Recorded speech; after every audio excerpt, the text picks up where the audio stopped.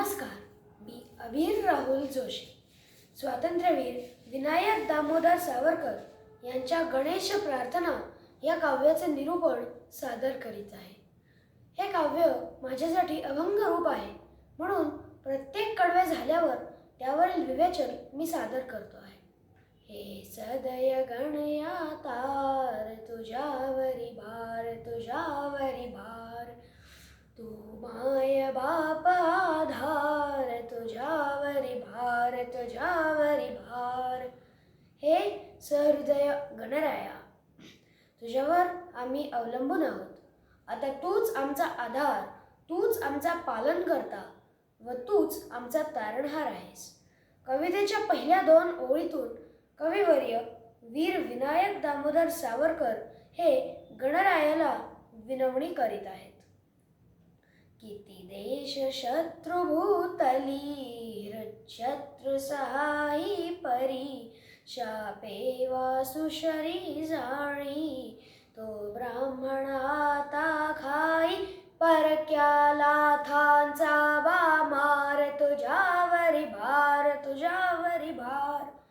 आपल्या देशाचे, ह्या भारतवर्षाचे भूतलावर अनेक शत्रू होते आणि आहेत. भारताच्या बाहेरून चालून आलेले सोडाच, परंतु भारतातच राहून शत्रूची मदत करणारे देखील आहेत व होते. शिवाय काम, क्रोध, लोभ, मद, मोह, मत्सर हे 6 शत्रू म्हणजेच षड्रिपू प्रत्येकाचे हृदय नेहमी पोखरीत असतातच. शिवाय बाहेरील शत्रूंनीही आपल्या देशावर आक्रमण केले आहे.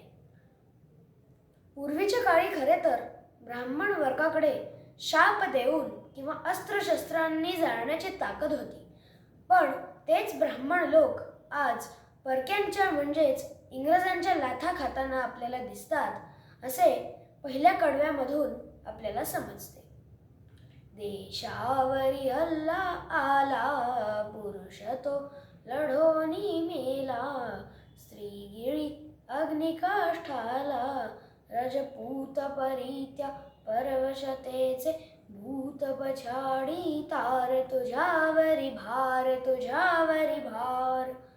आपल्या देशावर जेव्हा परकीय आक्रमण हल्ले झाले तेव्हा ज्या पुरुषांनी तीव्र संघर्ष केला आणि प्रसंगी वीर मरणही पत्करले, त्यांच्या स्त्रियांनी पतीच्या चितेवर स्वतःला झोकून देऊन एकतर त्या सती गेल्या किंवा त्यांनी जोहार केले. तेच स्वाभिमानी राजपूत आज परकीयांचे मांडलिक बनले आहेत, त्यांचे गुलाम झाले आहेत व त्यांची उर्वरित घराणी देखील नष्ट झालेली आहेत, नाश पावलेली आहेत. त्यांना या गुलामगिरीच्या क्रूर भूताने, पिशाच्याने पछाडलेले आहे, झपाटलेले आहे. त्या भूतांना हे विघ्नहर्त्या, हे गजानना, तू नष्ट कर. त्यांच्या राक्षसी पाशातून व जाचातून आम्हाला मुक्त कर. त्याला हरवण्याची शक्ती व बुद्धी आम्हाला दे, असे दुसऱ्या कडव्यामधून वीर सावरकर आपल्याला सांगताना दिसतात. अटकेला झेंडा नेला, रिपू कटका फटका दिधला.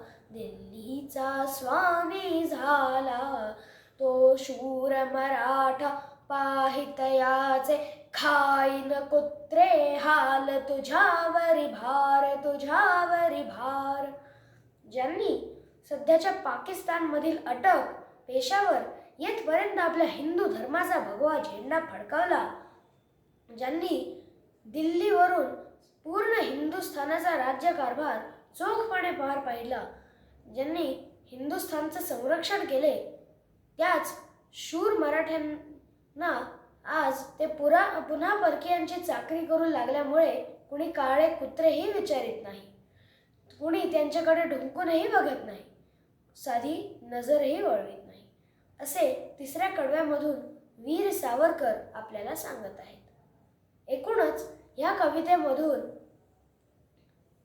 वीर सावरकरांनी त्या काळच्या परिस्थितीची जाणीव आपल्याला करून दिलेली बघायला मिळते. हे सदय गणया तार, तुझ्यावरी भार, तुझ्यावरी भार. तू माय बाप आधार, तुझ्यावरी भार, तुझ्यावरी राजपूत आणि मराठे या समाजातील तिन्ही घटकांना एकत्र घेऊन केलेली ही गणेश प्रार्थना केवळ देवावर भार टाकण्यासाठी केलेली नसून सर्व लोकांनी एकत्र येऊन स्वातंत्र्य प्राप्तीसाठी प्रयत्न करावेत यासाठी मागितलेले एक मागणे आहे. त्याच्यावर टाकलेला सुद्धा हा एक विश्वासाच आहे आणि भार आहे. धन्यवाद.